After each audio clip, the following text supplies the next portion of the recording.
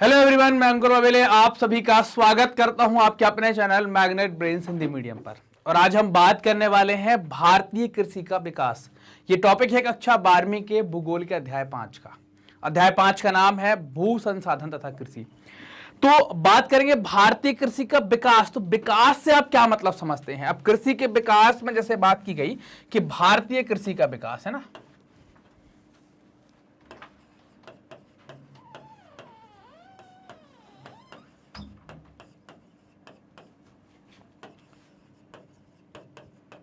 अब ये विकास के बारे में बात करनी है कि भाई हम कैसे कैसे विकास के बारे में बात कर रहे हैं। अब हम प्राचीन काल से आ जाते हैं, जब इंसान क्या था, आदि मानव हुआ करता था, तब से आना स्टार्ट कर देते हैं। क्या था? आदि मानव के जमाने से आ जाते हैं।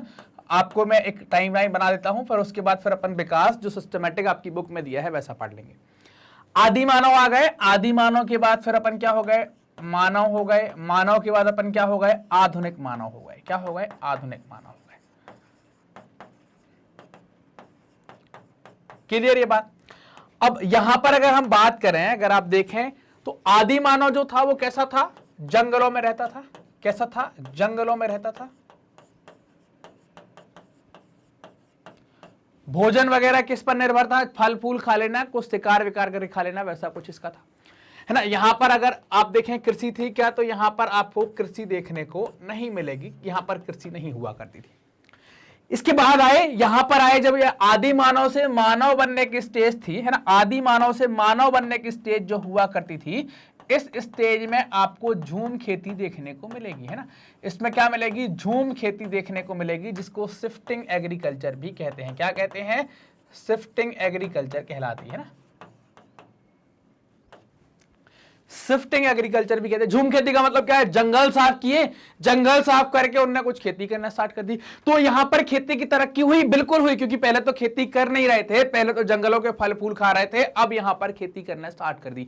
क्या खेती करते होंगे? तो सिर्फ खाने की चीजों के लिए और खाने के लिए ही खेती करते होंगे, मतलब सिर्फ खाद्य पदार्थों की या खाद्यान्नों की खेती करते होंगे। अगर हम बात करें खाद्यान्नों में, तो क्या करते होंगे? गेहूं चावल की खेती होती होगी, गेहूं चावल और जौ की खेती होती होगी। यही खेती करते होंगे यहां पर, है ना। गेहूं चावल और जौ की खेती करते होंगे, यही खेती होगी।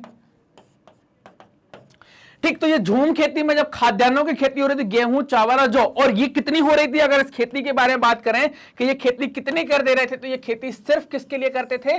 पेट भरने के लिए। क्या करते थे? पेट भरने के लिए खेती करते थे। मतलब इनका ऐसा कुछ नहीं था कि और उत्पादन करें, थोड़ी सी खेती कर ली और जाने दिया। धीरे धीरे डिमांड बढ़ी, जनसंख्या बढ़ी और पॉपुलेशन आगे बढ़ने लगी, पॉपुलेशन बढ़ने लगी, तो अब इनके ऊपर दबाव आने लगा कि खेती से और दूसरी आवश्यकताओं की पूर्ति भी करना है। उसमें कुछ चीजें ऐसी पैदा करना है जिनको बेचकर हम पैसा भी कमा लें और उससे हमारी दूसरी आवश्यकताओं की पूर्ति हो जाए। क्लियर बात? तो यहां पर जब आधुनिक मानव आए, तो यहां पर खेती के आपको अलग अलग रूप देखने को मिल गए। खेती का प्रारंभिक काम क्या था? प्रारंभिक काम था खाद्यान्नों की आपूर्ति करना, ताकि भोजन की व्यवस्था हो सके और खेती से मनुष्य स्थायी निवास कर सके, घुमंतु ना रह सके। अब खेती के ऊपर दबाव पड़ा कि हमको शर्ट पहननी कहां से आएगी, तो भाई कपास की खेती करेंगे। हमको शक्कर खानी है, कहां से आएगी? हम गन्ने की खेती करेंगे।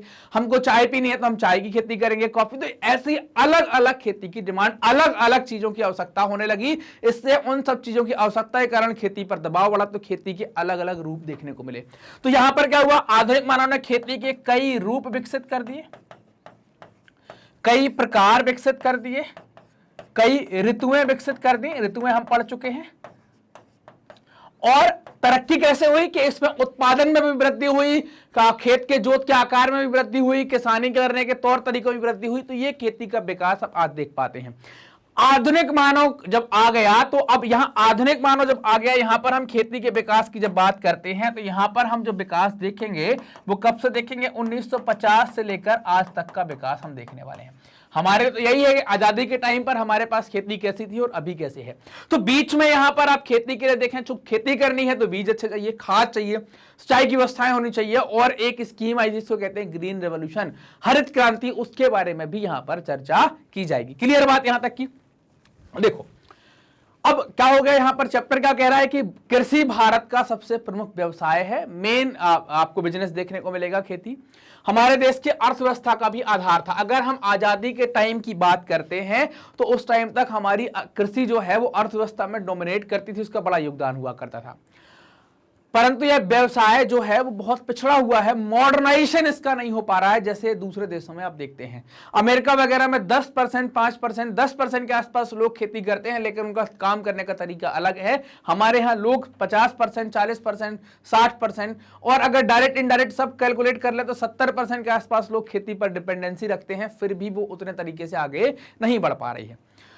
स्वतंत्रता प्राप्ति के पहले अंग्रेजों ने इस व्यवस्था की उन्नति के लिए कोई सकारात्मक कदम नहीं उठाया, उन्हें कोई मतलब भी नहीं था, वो तो सिर्फ लगान वसूल करके आगे बढ़ने की स्थिति में थे, लूटो और आगे बढ़ो, ऐसा काम था उनका।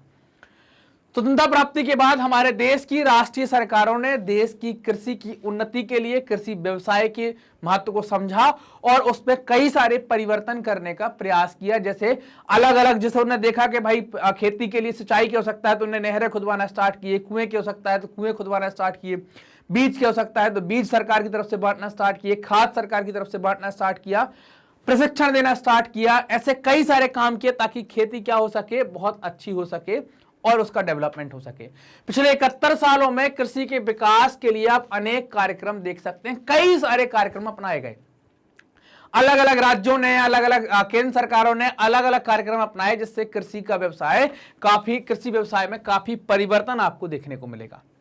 जिन नवीन प्रवृत्तियों में कृषि में सकारात्मक परिवर्तन हुए हैं उनके विवरण आप देखिए, एक एक करके देखते चलते। सबसे पहले उन्नत बीज का प्रयोग। पहले के बीज में उत्पादन नहीं था, तो ये उत्पादन क्षमता बढ़ाने के लिए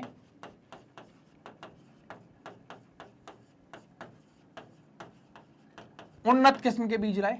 रासायनिक उर्वरकों के प्रयोग में वृद्धि। क्या हो गई कि रासायनिक उर्वरक क्या करेंगे, पौधे का अच्छा पोषण कर देंगे, तो इससे क्या होगा, पौधे का पोषण अच्छा होगा। जब पौधा स्वस्थ होगा तो वो क्या करेगा, उत्पादन अच्छा करेगा। तो इसके लिए इनने रासायनिक उर्वरकों का प्रयोग भी लोगों को समझाना स्टार्ट कर दिया। बहुफसलीय कृषि का प्रयोग। बहुफसल मतलब एक खेत में अभी क्या होता था कि एक बार फसल ले ली, बारिश वाली फसल ले ली, इसके बाद शांत पड़े रहे, तो सिंचाई की साधन कर दिए, तो बोले आप इसके बाद एक दो फसल और ले लो, तो इससे भी उत्पादन बढ़ा, है ना। आधुनिक कृषि यंत्रों का उपयोग। पहले बैल से खेती करते थे, आजकल ट्रैक्टर आ गया है, आधुनिक कृषि यंत्र हो गया। अब पहले हम हाथ से काटते थे, आजकल हार्वेस्टर आ गया है, तो ये आधुनिक कृषि यंत्रों का प्रयोग हो गया। फसल का संरक्षण किया। लघु सिंचाई योजनाएं चलाई कि नहर वगैरह निकाल देना, कुआं खोद देना, ट्यूबवेल लगा देना, तालाब बना देना, और भूमि का परीक्षण किया, है ना। लैंड टेस्टिंग, सॉइल टेस्टिंग जो है वो करी। इससे क्या हुआ, इससे ये पता चला कि किस जमीन में कौन सी फसल उगा सकते हैं, उसमें कौन से पोषक तत्व हैं, कौन से नहीं है, हमें खाद में क्या डालना है क्या नहीं। गांव में आधुनिक सुविधाओं का प्रसार किया, इलेक्ट्रिसिटी पहुंचाई, वहां पर सड़कें बनाई, गांवों को शहरों के साथ कनेक्ट किया, बाजारों के साथ कनेक्ट किया, ताकि किसान आसानी से अपना माल बेच सके और जरूरत की चीजें शहर से खरीदकर खेती किसानी कर सके। सहकारी समितियां तथा बैंक बनाई, चुकी कर्ज भी चाहिए। कर्ज क्यों चाहिए होता था किसान को, खेती के लिए।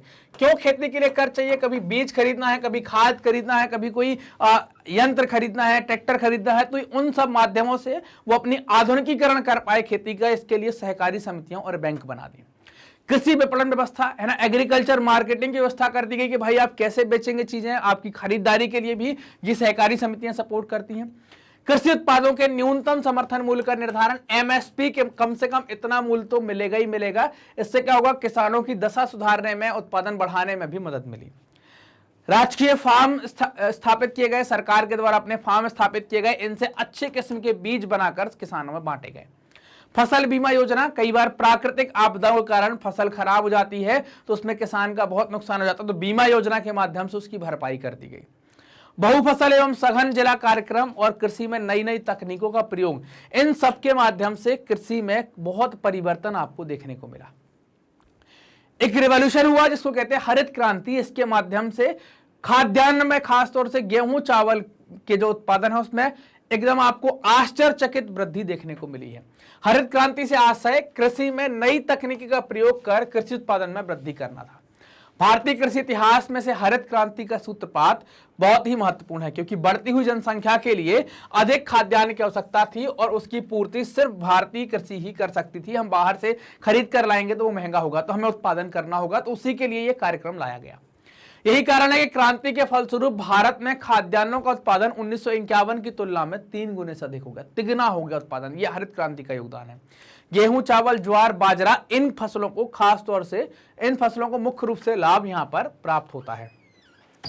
फिर भी हरित क्रांति में कई कमियां थी। कमियां क्या थी कि हरित क्रांति का प्रभाव जो है वो पूरे देश में नहीं था। वो केवल कहां देखने को मिलेगा आपको? पंजाब, हरियाणा, है ना, उत्तर प्रदेश, उत्तरी राजस्थान, तमिलनाडु, महाराष्ट्र, इन राज्यों तक ही आपको ये इसका प्रभाव जो है वो देखने को मिलेगा कि यहां तक ही इसका प्रभाव था, सीमित प्रभाव देखने को मिलेगा। छोटे किसानों को इसका कोई लाभ नहीं हुआ क्योंकि इनके पास छोटे छोटे खेत थे, पूंजी थी नहीं। पूंजी के अभाव से कृषि यंत्रों का लाभ नहीं उठा पाए और ये लाभ केवल बड़े किसानों को मिला। इसका लाभ उन्हीं क्षेत्रों के किसान उठा सके हैं जहां सिंचाई की पर्याप्त सुविधाएं थी, क्योंकि इसमें ऐसी फसलों को प्रोत्साहन मिला जिनमें सिंचाई की आवश्यकता होती थी। हरित क्रांति के परिणाम क्या रहे? यद्यपि हरित क्रांति में अनेक कमियां थी, फिर भी यह निश्चित ही है कि इसके फलस्वरूप देश में उत्पादन बढ़ा है और खाद्यान्न बढ़ गए हैं। इससे हमारे देश में अगर हम हरित क्रांति नहीं लाते तो भारत में भुखमरी जैसी समस्या भी आ सकती है, तो उससे भी बच गए। हमारे पास इतना स्टॉक है कि हम दूसरे देशों को खिला भी सकते हैं और खाद्यान्न के मामले में भारत क्या हो गया? आत्मनिर्भर हो जाता है। इसका प्रभाव कुछ फसलों जैसे गेहूं, ज्वार, बाजरा और कुछ सीमा तक चावल तक सीमित रहा। अन्य फसलों पर इसका प्रभाव नहीं पड़ा, वो जस की तस रही। इसके अतिरिक्त कृषकों के दृष्टिकोण में परिवर्तन हुआ, जिससे कृषि का परंपरागत स्वरूप अब बदला है। लोग व्यावसायिक कृषि करने लगे हैं, एक से ज्यादा फसलें लगाने लगे हैं, एक खेत से कई सारी क्रॉप्स लेने लगे हैं, क्रॉप रोटेशन का यूज करने लगे हैं, रासायनिक खाद का उपयोग करने लगे हैं, कृषि यंत्रों का उपयोग उन्होंने करना स्टार्ट कर दिया। सबसे महत्वपूर्ण बात यह है कि इसके कारण देश की जनता, सरकार एवं किसानों में आत्मविश्वास जागृत हुआ और वो आत्मनिर्भर बन गए। तो ये कृषि विकास का कार्यक्रम था। हमने टाइमलाइन भी देखी, साथ ही साथ भारत में कैसे विकास हो पाया, हरित क्रांति के बारे में भी देखा। मैग्नेट ब्रेन्स अपनी हाई क्वालिटी एजुकेशन के साथ साथ निःशुल्क शिक्षा के लिए जाना जाता है। मतलब आपको यहाँ पर किसी प्रकार का कोई पेमेंट नहीं करना है। सभी वीडियोज आपको बिल्कुल निःशुल्क में उपलब्ध कराए जाते हैं। ये हमारे टॉप कोर्सेज हैं। CBSE English medium, Hindi medium, NTSC, olympiad, CUET, spoken, UP और बिहार बोर्ड, सभी वीडियोस आपको मिलेंगे हमारे ऑफिशियल यूट्यूब चैनल पर, हमारे वेबसाइट पर, हमारे एप्लीकेशन पर बिल्कुल निःशुल्क मिलेंगे। बुक्स और ई बुक्स आप प्राप्त करना चाहते हैं तो डिस्क्रिप्शन में लिंक दी गई है, क्लिक करें, अपना फॉर्म फिलअप करें। हमसे अलग अलग सोशल मीडिया प्लेटफॉर्म पर भी आप जुड़ सकते हैं, यूट्यूब, फेसबुक, इंस्टा, ट्विटर और टेलीग्राम। यहाँ पर जुड़ जाएं, आपको जानकारियां मिलती रहेंगी, नए नए वीडियोस के बारे में भी जानकारी मिलती रहेगी। ये वीडियो आप देख रहे हैं मैग्नेट ब्रेन्स के Hindi channel magnet brains Hindi medium पर, तो चैनल को सब्सक्राइब करें, वीडियो को लाइक करें और अपने दोस्तों के साथ जमकर शेयर करें। धन्यवाद।